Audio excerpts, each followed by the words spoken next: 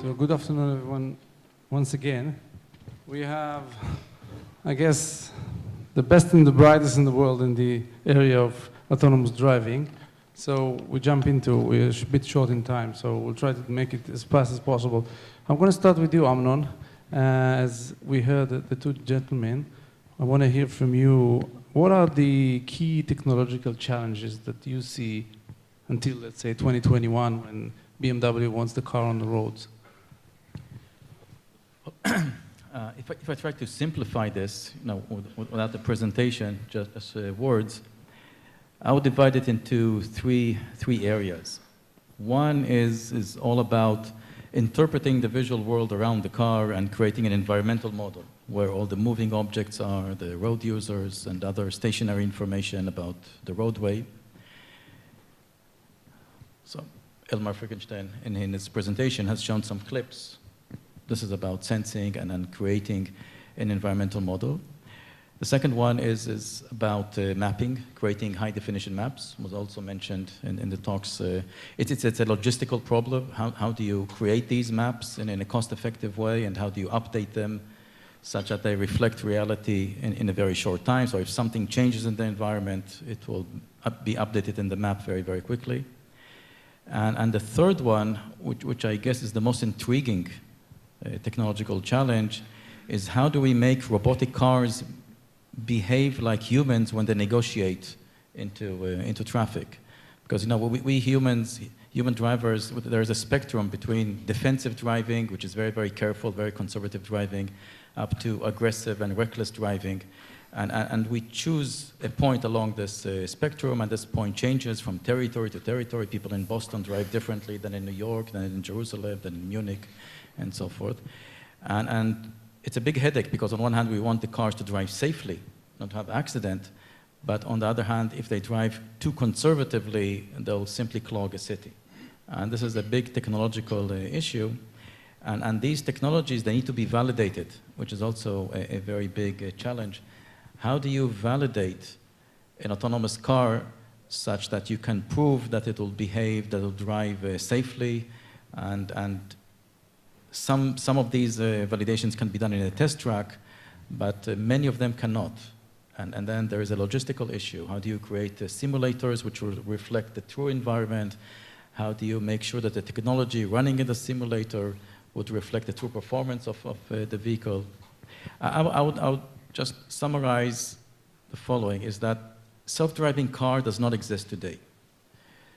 The question is are we waiting for a scientific revolution or a technological revolution? If we are waiting for a scientific revolution, we cannot set a date, because scientific revolution can come tomorrow, it can come 50 years from now.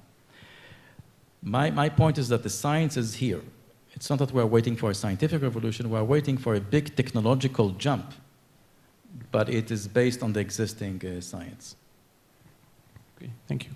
I want to ask Elmar, we see that the car companies, BMW, for example, already moved to the, I would say, mobility space. You're not only making cars anymore, you also provide services outside of the vehicle, which is a mobility services, like Drive Now, for example. How do you see the future of the cars? How the cars will look like? How's it going to be? Are you still going to do the same car, the same type? I saw the nice movie that you showed us. Yeah, everybody wants the i8, by the way. It's coming, yeah, I know. They just announced yesterday. My question is it going to look the same? Because this autonomous driving, if they're going to serve as a car share services, obviously they need to do much more, many more kilometers. They have to be different. Of course, if there's not a driver inside, what's your perspective on that? First of all, our customers like to drive the car by themselves. So this is a point which we have to take care, and we will fulfill in the next years cars where the driver is in the center. But nevertheless, a lot of discussion came up. Can we share the cars? We build up a service. We call it drive now or park now? How do you find parking lots? You can share cars. In a lot of cities, you will find car sharing from BMW. We have about around 600,000 vehicles in this fleet. So there is a shift from a owned car to a shared car, and in the next few years, I believe, into ride sharing. So ride sharing will be the next big thing in the automotive industry, as well as the car sharing or the self-driving cars. With the self-driving cars, the car sharing is possible as well as the ride sharing. So we are prepared for that, and if there is a business, we'll decide that to be in the market on time. Mr. Asami, your view on that, please? Yes, I think I totally agree with him. And you may think that the car companies are selling hardware and make profit, but we do lots of services, maintenance, and after sales, and so forth. So if you look at the revenue structure, hardware is still the majority. But if you look at the profitability, actually we are a service company already. And it's very natural for us to pay attention to mobility service as well as provision hardware. So I think it's a mega trend that we cannot neglect anymore. But I have to emphasize that car is not only a commodity, but also kind of a tool to express lifestyle, like a fashion. So that's why we are developing varieties of vehicles. Otherwise, a K-car, small Japanese standard, would be sufficient for all the segment, but it's not the case. So I still believe that there's a lot of private use and enjoyment by owning a car, as well as very logical, economical solution of car sharing. Thank you. Mr. Asami, another question for you. We heard from Mr. Frickenstein about the issue of collaboration between the car companies, the OEM. Specifically, he talked about the navigation and mapping. How do you see that? Is Nissan is also collaborating with other OEMs or with other car companies toward autonomous driving? Yes, definitely. There are several layers. For example, today's regulation doesn't allow hands-off driving. So we need to work on that kind of a standard at the United Nations level. And in each country, we are working together to introduce such a revision. When it comes to the HD map or high-definition map, I think we don't want to compete in creating slightly different type of map. So again, we are cooperating in the industry-wise to commonize the data structure, and so that we don't have to waste our energy to reinvent something we could have avoided if we work together. And HMI, how to evaluate the effectiveness of autonomous driving in terms of safety. I think G7 had a transport ministers gathering in summer, and they agreed that those countries will exchange data and insights in order to promote evolution of autonomous driving. So we still have competition, of course, but we have lots of areas for collaboration. Thank you.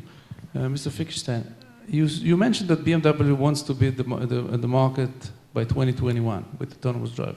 The question is why? Why to be so hurry? I mean, it's not like you're going to be lagging behind, right? Nobody's out there. I mean, people say that they are, but they not really are, right? Tesla so, but there is no autonomous driving, as Amnon already said, there is no autonomous driving in the moment. Why so fast? What's the hurry? We believe that the technology is there.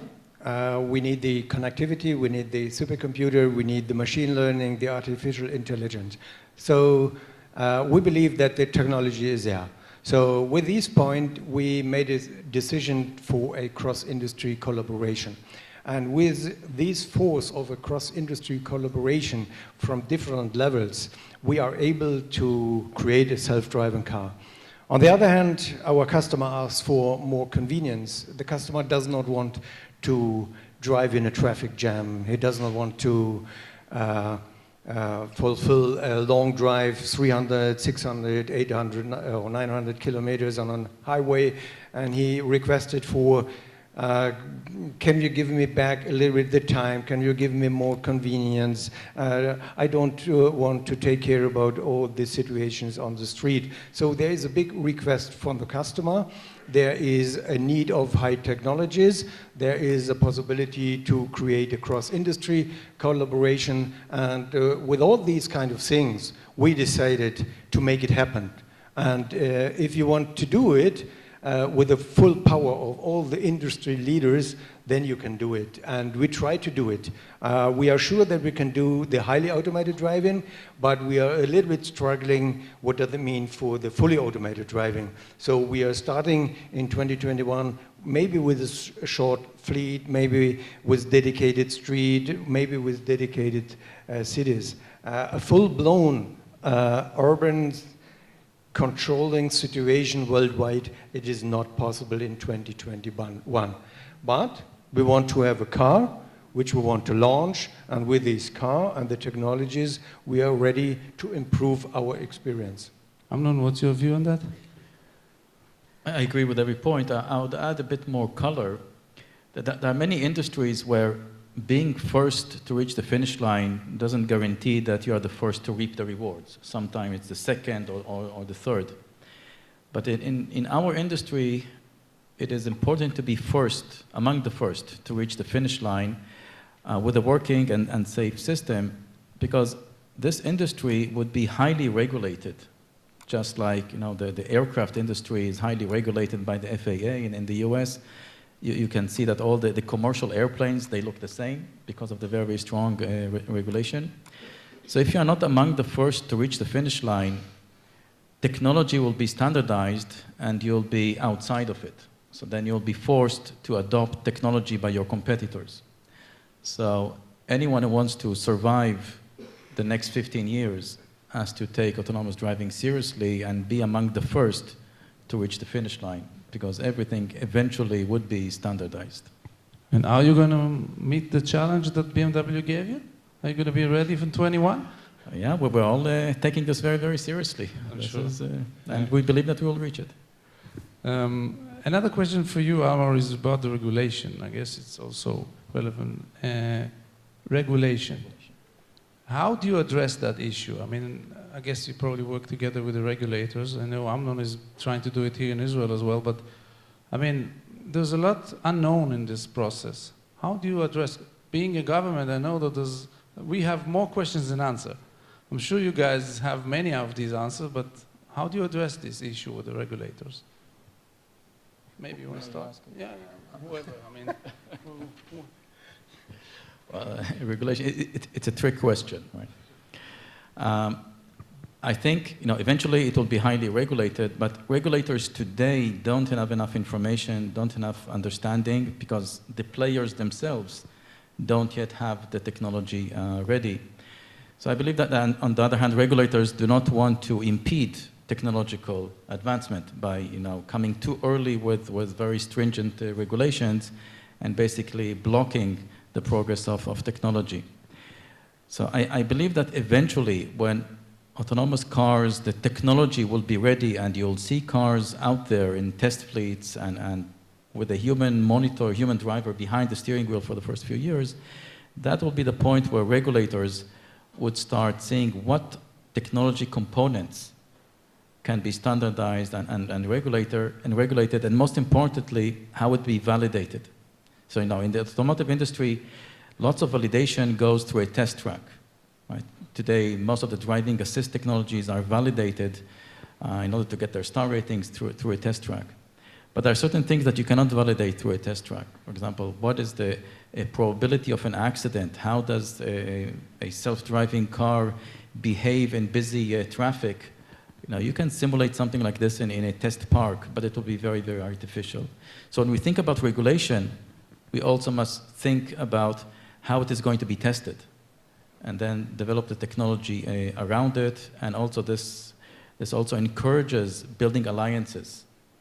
In our view, it's the entire auto industry should combine forces together in those areas that make sense to combine forces, like in mapping, right? Because the car industry can leverage its volume and use crowdsourcing in order to generate maps, and also combine forces in collecting the data in order to develop the driving intelligence, the driving policy, and then at the same time also think about how it is going to be validated and control it. And then the car industry would reach the finish line in a very safe manner. So I said it's a tricky question because it's very, very complex. It's a heavy question. Mr. Frickenstein? It's really a heavy question. I spend around about 20% of my time to have discussion with the regulators. On the one hand side, they help us. On the other hand, they have the same question as we have. It's really a tricky question because the responsibility from a human goes step by step to a machine, to a computer, and then therefore we have to be careful. With the safety first approach in BMW, it's safety, we double the safety and we double the question. And the regulators have the same question as we have, so we have to have the discussion directly with him, indirectly with them. They help us with test fleets, they help us with the dedicated areas in around about Munich, on the highways. The US guys, they help us. The Nizza, few months ago, I was sitting together with the guys of the US, with the Nizza. They said they want to help us to launch the technology. That's the regulators, that's the technique, that's on the other hand the society or the community discussion which we have to have as well. So it must be a discussion with all people, with all regions in the world. What does it mean if a computer takes care about accidents, traffic, and so on? It's a discussion which we have to open and which we have to do really with an open face and say where we are and what we can do or not we can do. Yeah. I totally agree with too. And it's not so different from ADAS. We have theoretical proof. Okay, in this situation, system will behave in this way. And on top of that, we have to show data after conducting a field operational test. But I already experienced inside the company, not against the regulators. It's very new experience. So no one understands the value or kind of experience through PowerPoint. So the only way is to make a prototype and demonstrate it, inviting the government agencies. Then I think they started understanding what it is like. So that's a very important point. But at the end, I'm still puzzled. If autonomous driving can reduce the traffic accident by 99%, 1% may remain, but in a different manner than traditional vehicle.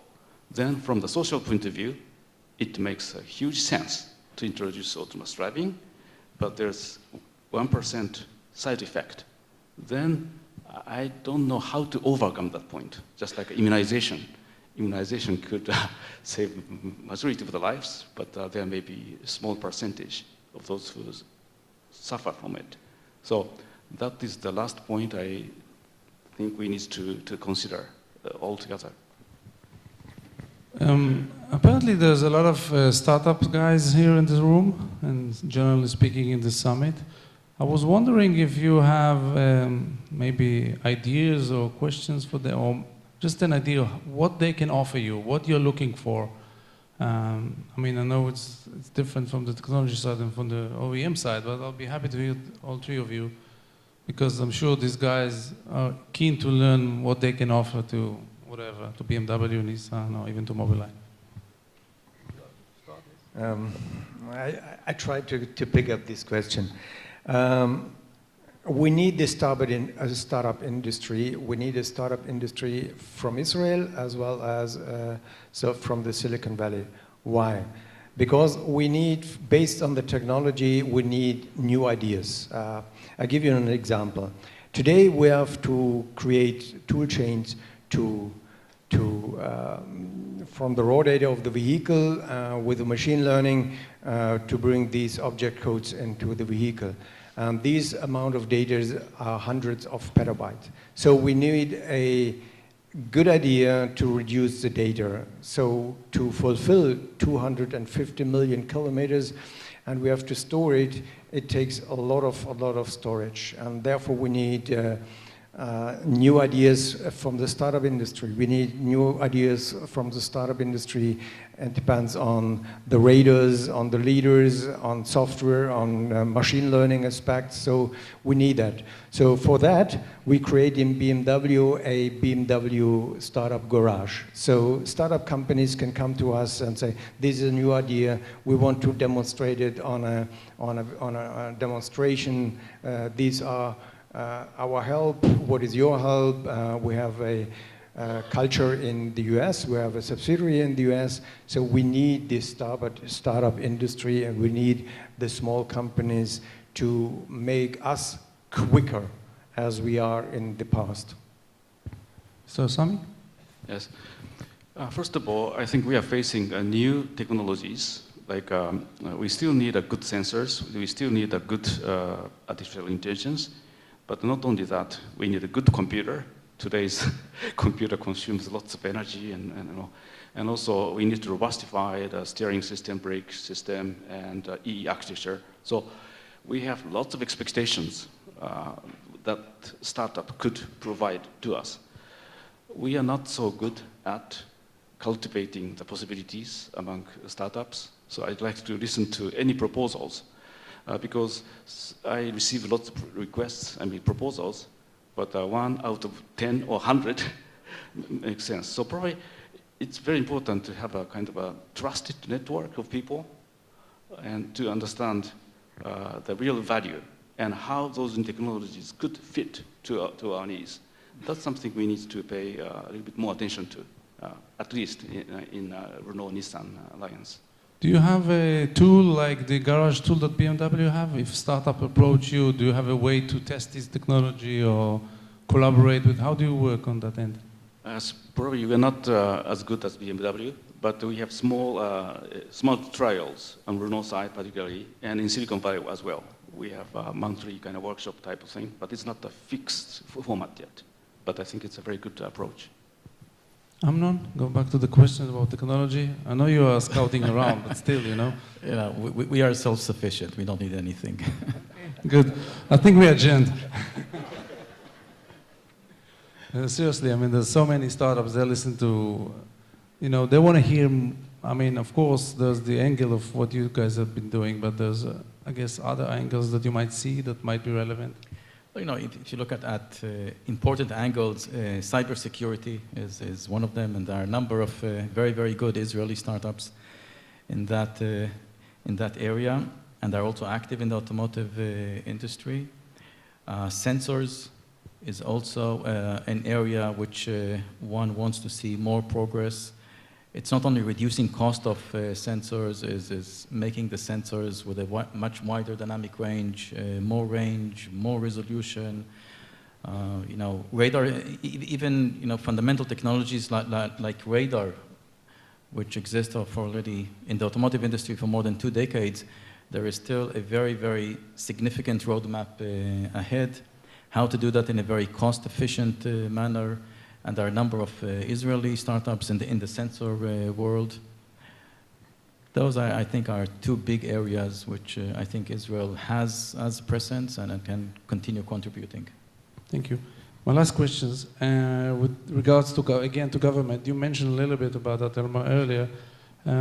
We, as a government, also have internal debate how we can help, the industry in terms of autonomous driving, for example, to propel. One of the ideas, for example, that we are now checking is high-definition mapping. Israel is a small place, it's not going to be too expensive. What kind of ideas do you have if a government wants to, let's say, if it wants to facilitate, if it wants to make our little country a home for, development of autonomous driving? What are the what will be your dream? My biggest dream is to harmonize the restrictions on the street. We find different traffic signs, different speed limits, different lanes, different constructions. or different backends, different exchange of data. So worldwide, we have to make a homologation of our cars with 200, I don't know, around about 200 different homologation. It's a lot of to do. So if we have a worldwide homologation, it helps us. Not only from the technology standpoint, also from the workload of the engineers. And to teach the different worlds and the different aspect in different countries, to teach that to a computer, that is amazing. And it helps us if you find a worldwide harmonization of these certification, homologation, and legal aspects. Interesting. Asami? Yes, I think it really makes sense, because what we are struggling is the complicated real-world traffic situation, and some signboards are hidden, some lane markers are almost disappearing. So if government can prepare autonomous driving friendly roads or infrastructure, it will help a lot. And even if it's a city level, probably it will boost the penetration of autonomous driving. That's one thing. On the other hand, autonomous driving is kind of technology-driven world.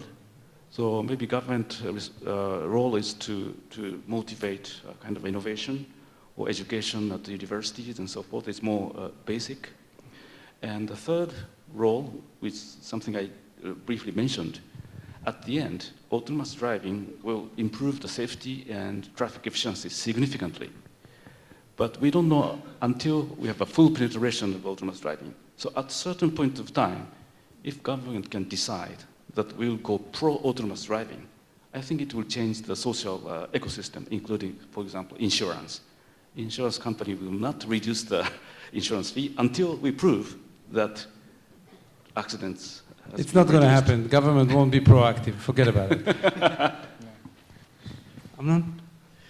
You know, mobility on demand using robotic cars is likely going to start 2021. This is the date that we sent with BMW and Intel to start practicing with fleets in serious production. So it's going to start in many places in the world, because there's several players like Uber and Google and others that are working on setting up such fleets. And we know where it's going to start. You know, it's starting in Mountain View, San Francisco, maybe Munich. And I think it would be very, very important to Israel that one of those areas will be a city in Israel. So we had some discussions with the government, and it will take many more years of discussion. So what we are planning to do, and I think that the most critical element of making a city an enabler for autonomous driving is the high-definition maps. And with all respect to Waze is irrelevant for this. Building the high-definition maps is a big undertaking. And what Mobileye is planning to do, with or without government help, is to map Jerusalem. Because we think that Jerusalem is an ideal city where driving is very, very complicated. You know, imagine a robotic car driving in Jerusalem. Now it's science fiction, right? So, and this is our goal, is to drive autonomously in Jerusalem. And the first thing that we're about to do is to map we have the technology for high definition map creation, and we're going to map Jerusalem. So this is the key. If you have a city in Israel that is high definition mapped, then this city can become a candidate to having players put their autonomous test fleets, not only Mobileye, not only BMW, could be others, and make Israel, and put Israel on the map. Gentlemen, since we started a little bit late, I was asked to make it a little bit shorter. So thank you very much for your time, and enjoy the rest of the day.